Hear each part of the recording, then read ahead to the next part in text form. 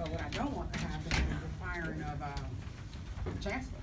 You know, he's doing an outstanding job, and I think at the end of the day, the racial programs we putting in place, meaning the sensitivity training, racial diversity sensitivity training is something that's most definitely needed here. Not only here on this campus, but throughout all of the campus.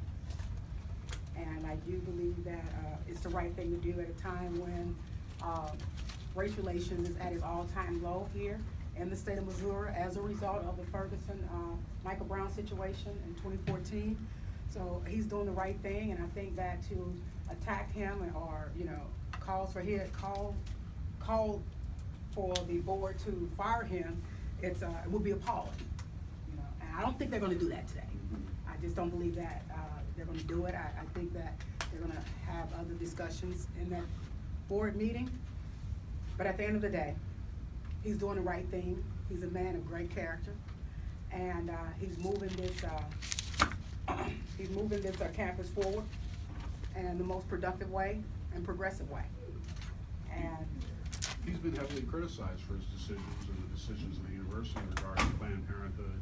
I mean, I was one that criticized him as well, but we're not going to always agree on everything. But I think with the sensitivity training and the racial sensitivity training and the diversity program that he's looking to put in place to deal with race relations here on campus, it's something that I can stand behind him on.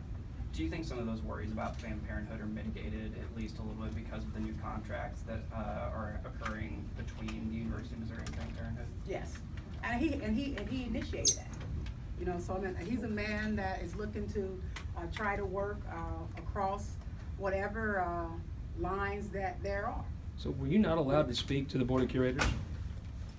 Well, they said that they don't usually do it, so they're not going to start today. And he basically said that it's rumors floating around that it's going to be a big issue inside the boardroom, but he don't think so. He said they're going to have some discussions about other things, but it won't be the firing of the chancellor.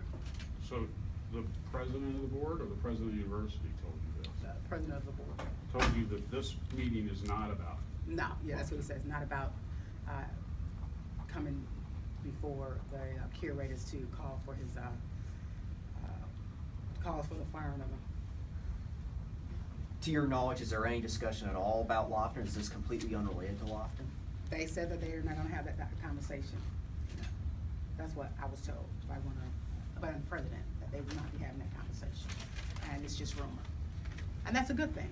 Again, I do believe at the end of the day, it would be a political suicide to fire the chancellor simply because he's doing the right thing.